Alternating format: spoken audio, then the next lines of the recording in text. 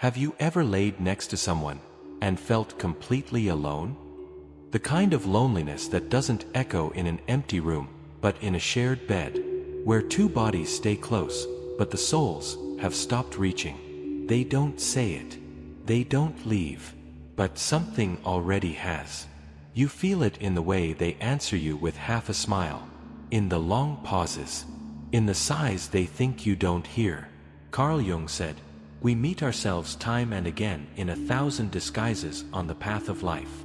But what happens when the person you love becomes a mirror you can no longer bear to look into?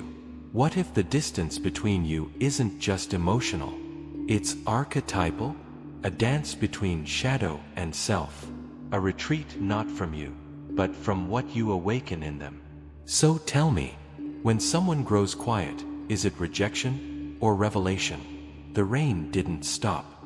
It kept falling long after the argument ended, though there hadn't been an argument, not really. Just a silence that came like fog between two hills, swallowing sound, softening form, until nothing clear remained. Carl Jung did not speak of relationships as mere exchanges between two people. He spoke of them as alchemical crucibles, where two souls come together not to comfort each other, but to transform. To fall in love, Jung said, is to collide with one's own unconscious. Not the pretty parts, but the ones buried deep in shadow. The forgotten child, the ashamed self, the wound too painful to name. In that moment when someone begins to withdraw, we often ask, did I do something wrong? But perhaps the deeper question is, what part of their unconscious did I awaken? Because in love, we don't just fall for people. We fall for what they reflect back to us. Jung called this projection, a phenomenon where we see not the person in front of us, but the unmet longings of our soul. She doesn't love him, not fully. She loves the idea of being chosen by someone finally stable. He doesn't adore her, he adores the warmth she brings that covers the coldness his mother left behind. But as the days pass, the illusion thins, and when the projection fades, what remains is not always love, but disillusionment. Jung wrote, "Until you make the unconscious conscious, it will direct your life and you will call it fate." So what we call distance in a relationship might not be about losing love. It might be the psyche protecting itself from further collapse. Imagine this. A man begins to retreat from the woman he once called home. He doesn't know why. He still thinks she's beautiful, still laughs at her jokes. But something inside him stiffens whenever she gets too close. He grows irritable, silent. He forgets to text back. She feels rejected. She clings harder. But the more she chases, the more he drifts. What she doesn't see is this. Her love awakens a part of him he has buried. The part that was once small, helpless, smothered by a mother's conditional affection. Her tenderness feels like suffocation. Her presence, a demand to become vulnerable again. But he doesn't know that's what's happening. He only knows, I need space. And she, sensing the void, fears abandonment. So she tries harder, becomes warmer, louder, until she burns herself out. This isn't just emotional miscommunication. This is the unconscious screaming through behavior. Jung would say, they are not fighting each other. They are fighting their own inner complexes, projected onto the other. So what feels like falling out of love may simply be the soul's way of demanding that we see beyond the mask, that we recognize. I do not fear you. I fear what your love forces me to feel in myself. And until both lovers begin that inner work, until the projection collapses and shadow is faced, they will confuse silence for cruelty and distance for disinterest, when in truth, it is the beginning of a deeper alchemy.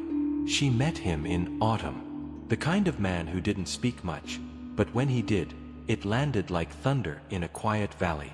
His eyes carried the weight of someone who had walked through fire and learned not to scream. He never chased, never begged, but there was something magnetic about his restraint, how he seemed to disappear just enough to make her ache for his return.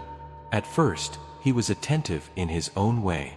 Thoughtful texts, long drives with music, and no need for words.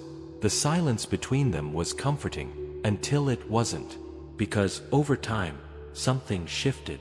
She began to feel the coldness before it came, not from his voice, not from his touch, but from somewhere deeper, where language doesn't reach. He would retreat after nights of deep connection, becoming distant the very next morning, as if emotional closeness triggered a silent alarm within him.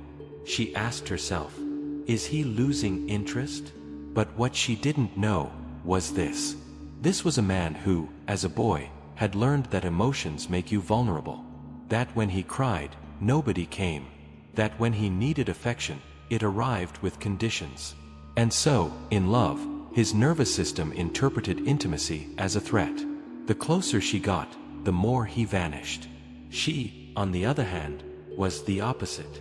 Her childhood taught her to overfunction in love, to sense the mood in a room before anyone spoke, to earn connection by being needed, by anticipating absence. When he withdrew, it reactivated her oldest wound. If I don't chase, they'll leave. So she chased. She asked him to talk. She over-explained her heart. She softened when she should have stepped back. But the more she leaned in, the more he leaned out. Neither of them were cruel. Neither intended harm. But both were trapped in the ancient choreography of wounded love. Carl Jung called these patterns complexes. They are emotional clusters stored in the unconscious, formed early, and played out later in life, usually in love. Jung wrote, "Everyone carries a shadow, and the less it is embodied in the individual's conscious life, the blacker and denser it is." And in romantic relationships, the shadow doesn't hide. It surfaces. The man becomes avoidant, not because he doesn't care, but because care feels overwhelming, foreign, unfamiliar. Love makes him feel like that small boy again, unprotected. The woman becomes anxious, not because she's clingy, but because she's terrified of losing the one place she believes love lives. His silence feels like punishment. His retreat, a reenactment of every time she was left behind. It's easy to judge, harder to understand, because what looks like mixed signals is often two nervous systems trying to protect old scars. They dance a painful waltz. He disappears. She panics. She moves closer. He runs. She cries. He feels guilt. They reunite. The cycle repeats. Not because they don't love each other, but because they haven't yet loved themselves enough to break the pattern. The healing. It doesn't come from convincing the other to stay. It comes when each person turns inward, when the man learns that vulnerability is not weakness, and the woman discovers that her worth is not determined by someone else's availability. Jung would say, your vision will become clear only when you can look into your own heart. Who looks outside, dreams. Who looks inside, awakens. And so, until they awaken, love becomes a battlefield of unmet childhoods, played out in the language of withdrawal and chase, silence and pleading, distance and collapse. She stared at him one morning, sunlight streaking through the blinds, half of his face in gold, the other swallowed in shadow, and for a second, she didn't know who she was looking at. Not because he had changed, but because the spell had broken. There's a terrifying moment in love when the veil lifts, and you see not the dream, but the person. Not the hero, the healer, the savior, but the soul behind the story you built. Carl Jung called this falling in love through the shadow. When we meet someone who seems to complete us, awaken us, stir us in inexplicable ways, often it is not love. Not yet. It is projection, an unconscious recognition of a part of ourselves we have disowned. She didn't love him. Not entirely. She loved what he stirred in her, the quiet, the safety, the masculine silence that made her chaos feel held. He was the embodiment of the father figure she never had, of the protector she imagined in childhood when she cried behind locked doors. He, in turn, did not truly see her. He saw an image of warmth he had longed for, her empathy, her softness, her patience in the face of his retreat. She reminded him of the mother he wished he had. Not the cold woman who judged every feeling, but the imagined one who would cradle his wounds without needing him to explain them. So what they loved was not each other, but the shadow's reflection in a beautiful disguise. Jung spoke of this through the archetype of the anima and animus, the unconscious feminine in man, and the unconscious masculine in woman, each projected onto the lover, each seen not for who they are, but what they symbolize. Love, in this phase, is less about intimacy, and more about illusion. He didn't love her. He loved how her eyes made him feel seen. He loved that when he failed to speak, she still waited. He loved that she made him feel less alone with the darkness he never dared show anyone else. But this kind of love has a shelf life, because no one can live as a symbol forever. Eventually, the mask cracks. She asks for more. He begins to resent the weight of being her safe place. She begins to feel unseen. He begins to feel misunderstood.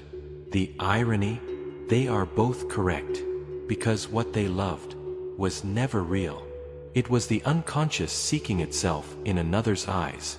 Jung warned, the meeting of two personalities is like the contact of two chemical substances. If there is any reaction, both are transformed. But transformation demands truth. And truth comes after the fall, when the projection shatters and we are left face to face, not just with the other but with ourselves. It is in this heartbreak that something holy begins. A rupture, yes, but also an invitation. Because once the mirror breaks, we stop chasing ghosts. We begin to ask, who was I hoping they would be? And why do I feel incomplete without them? In the space where the illusion dies, real love, if it survives, can begin. Not the love that completes, but the love that witnesses. Not the love that saves, but the love that stands still while you save yourself. That kind of love is rare, because it requires both to step out from behind the projection, to stop being each other's symbol, and become simply human. And in that nakedness, if they choose to stay, then distance has spoken, and they have finally listened. There is a moment, soft and terrifying, when someone stops seeing you as a person, and starts seeing you as a symbol. At first, it feels like worship. They look at you like you're the answer to every unspoken ache. The way your voice wraps around silence. The way your hands move when you're thinking. You don't just make them feel loved. You make them feel real. But something happens. When you become too perfect in their eyes, you stop being you. You become what Carl Jung called the imago, an idealized inner image projected onto an external person. Not a human with contradictions, but a canvas for their longing. This is where many men and women lose themselves in love. Not in the messy reality of a relationship, but in the myth. He sees her not as a woman, but as the redemptive muse, the soft salvation to his emotional exile. Her presence feels like spring thawing a long winter inside him, and so he elevates her. She, in turn, sees him not as a man, but as the mountain, stable, grounded, emotionally still, the protector, the calm, the answer to her chaos. She doesn't realize he's barely holding himself together. This is the danger of becoming someone's archetype. The lover becomes the mother. The partner becomes the savior. The friend becomes the father. And somewhere, beneath the reverence, the real person suffocates. Jung warned of this. He wrote, "The most terrifying thing is to accept oneself completely. And because we often cannot, we look to another to carry what we cannot hold. But when someone turns you into their salvation, they will crucify you the moment you disappoint them. Because the fall from symbol to human is violent. She, the goddess of warmth, forgets to answer a text. Suddenly, she is neglectful. She says something sharp in a moment of exhaustion. Suddenly, she is unsafe. He, the silent strength, finally breaks, cries, becomes unsure. She no longer feels protected. She panics. Who are you? Where did you go? The tragedy isn't that people change. The tragedy is that they were never seen in the first place. They were worshipped. And worship is a lonely pedestal. There's no room for humanity there. Only performance. Jung saw this in the animus and anima projections. When we don't integrate these inner figures consciously, we cast them out into the world. And love becomes fantasy. Devotion becomes delusion. To be someone's symbol is to walk on glass, loved not for your soul, but for the shape your soul takes in their story. It is intoxicating until it becomes unbearable, because you will eventually fail to live up to the myth. You will bleed. You will falter. You will disappoint. You will, in essence, be human. And they will feel betrayed, not because you harmed them, but because you exposed the illusion they clung to. Jung wrote, "People will do anything, no matter how absurd, to avoid facing their own soul." And sometimes, the absurdity is asking another human to carry the weight of our unlived life. So what begins as rapture ends in resentment, unless both souls awaken, unless they say, "I see what I've made you into. I see the fantasy. I release you from it." Can we begin again, not as archetypes, but as flawed, beautiful beings, who do not complete each other, but walk beside one another? That is the most sacred act of love, to descend from the pedestal, and be held, not as a dream, but as truth. The room is quiet now. She's gone. Or maybe he has. Or maybe they both still sit in the same space, breathing the same air, but separated by an invisible wall of quiet that neither knows how to climb. There are no final words. Only the soft hum of what was once a love so bright, it blinded them. Outside, dusk folds into night. The world does not mourn their distance. There are no violins, no cinematic crescendos. Just dishes in the sink. Half-drunk coffee. Two toothbrushes still side by side. But inside, a death has occurred. Not of love, but of illusion. Jung once said, "We don't get wounded by what we know. We get wounded by what we don't." And perhaps, what hurts most is not the person leaving, but the silent echo of the version of ourselves we were, when they first looked at us like we were everything. Now, that version is gone. Not dead, just seen clearly, and in being seen clearly, set free. You see, healing does not always look like mending. Sometimes it looks like surrender, like watching someone walk away and not running after them, like standing still in the wreckage and choosing, just once, not to blame, but to breathe. Because the truth is, they were never yours, and you were never theirs. Not really. You were two storms that collided, two myths in search of a mirror, two wounded children dressed in adult skin, trying to love through the broken windows of memory. But now, the silence between you has spoken, and its message was never about rejection. It was about awakening, to the part of you that thought love meant being needed, to the part of you that feared love would always disappear, to the part of you that didn't know your worth outside of someone else's gaze. And perhaps, if you can sit in this stillness, without reaching, without clinging, without asking for resolution, you will hear it. The voice beneath the silence. The voice that whispers, "You were always enough," even before they arrived. And maybe that's the point of it all. Not to find the perfect love, but to find yourself, after the illusion of love has left. No grand lessons, no final wisdom, just this image. You, standing at the edge of a quiet evening, the sky burning orange, then deep indigo. No one beside you. But for the first time, you don't feel alone, only wide open. If you're still here, maybe something in this stayed with you. Maybe some distance in your life is finally starting to make sense.